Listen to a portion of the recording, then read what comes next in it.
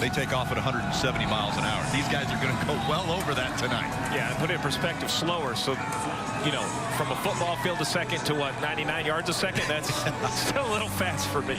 Ready to get underway with the Coke Zero Sugar 400 from Daytona International Speedway. One spot left for the playoffs. Can someone win and get in?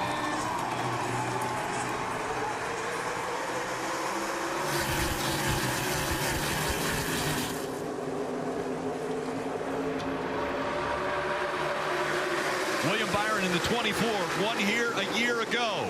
Denny Hamlin has been dominant at this racetrack. Hamlin in the 11 on the inside. He'll try to take the lead early, but here comes Byron back on the outside.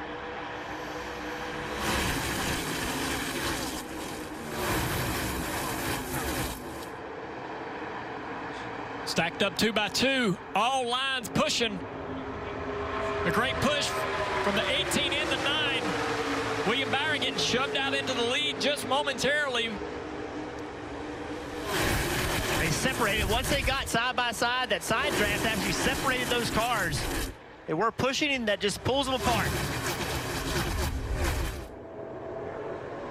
Outside line, very, very tight. Really, really close bumper to bumper. That should create a little bit more energy. That inside line, a little bit of a space between each car. Now, what does William do right here? He was clear of Denny Hamlin, decided to stay in that top lane. Now he goes to the bottom. See if he can try to block both lanes here. You see all those sparks right there, guys. There's nothing to be concerned about. Basically, these cars, the limit of rear travel is a track bar amount. All these crew chiefs taking full advantage of it. You expect to see them spark a little bit on low air pressure and new tires. At full song, you're going to hear things like side drafting, bump drafting, getting runs. All of those things take place here at Daytona right now. There's a little bit of bump drafting happening up front between the 24 of William Byron, who's up front and leading, and the 11 of Denny Hamlin running in that second spot. 4-car breakaway right there. Then side by side here between the 21 of Matt DiBenedetto and Kyle Busch. Matt with no help behind him. Kevin Harvick trying to close in on the back bumper of that Wood Brothers Ford. He's going to drive up in front of the 18 of Kyle Busch. He's going to get a great push down the back straightaway from the 18. What does he do with that? Mark Truex saw that and says, I'm going to go up here, see if he'll push me as well. That's going to send this 19 on a great little run. Look at Denny Hamlin, though, pushing the 24 far, far out in front. And Kevin Harvick on the bottom of the racetrack. Alex Bowman behind him. Got that inside line rolling. That inside line's been the way to go so far. Chase Elliott in the 9, running in the 3rd position right now. The reigning Cup Series champion. Now he moves up to block in front of Kevin Harvick. And Harvick made the move to get in front of Truex and create a lot of momentum for that line. William Byron goes up there to block it. He's got his teammate who's going to assist him on the back straightaway.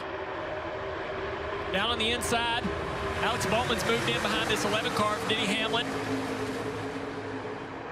And he's hoping to get a little bit of help off the nose of that 48 car to stay up here in this fight, but he's losing positions down the back straightaway. Such an important part of the race. Drivers are learning what their cars will do, what they won't do. You heard every driver in interviews say they don't know what to expect with this package. This is a great opportunity. If you make a move, Junior, it doesn't work out, plenty of time to recover. All right, you saw Ross Chastain back there in that green car quite a ways back. Move up and bail on this inside line. Look, Kurt Busch does it as well. That's not good for Denny Hamlin and Alex Bowman. More guys giving up on this outside, on this inside line.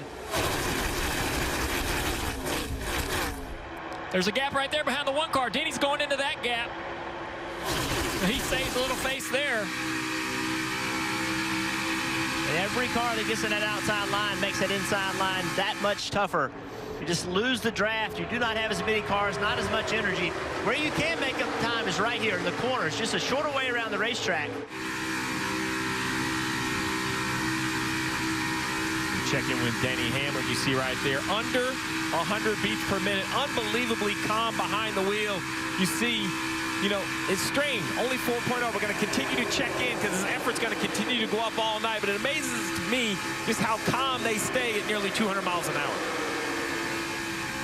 That heart rate, 97, 96 for Denny Hamlin, right here in the thick of it, just inches away from Kurt Busch, just in front of him in the 1. It was announced earlier, Kurt Busch will be driving for 2311 Racing. Yes, that's right. Denny Hamlin, who's pushing him right now, will be the team owner of that car that he will jump into next year. It will be the 45 that Kurt Busch will drive for that team. So far, Alex Bowman's maintaining on that inside line. Look at that car moving forward down there. They're not going backwards. They're hanging in there, making that inside line work. And that will attract someone from this top lane possibly to try to be the first car leading that inside line. Who's watching that mirror? Who's going to try to use this as an advantage to get to the lead? Yeah, they'll jump down there on that inside line right in front of that 48. So just like this 12 car. Blaney says, I'll be the one. All right, who's going to go with him? Somebody else trying to be the leader. Look at Kevin Harvick. He looks like he's making a move as well to go down in front of Blaney. Couple Fords. Nose to tail now. The Mustangs trying to make that inside line go. They've got Chevrolets on the outside, but here comes Harvick making that low line work. Really aggressive pushing there between the top three on the outside line. But that inside line, here it comes. Closing in side by side on turn 4 for the lead. Kevin Harvick. Top 15 cars right now separated by less than a second.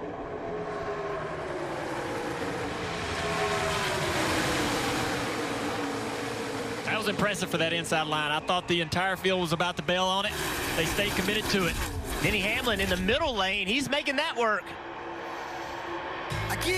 2 and 3 wide from Daytona. Right now it's Kevin Harvick winless in 2021.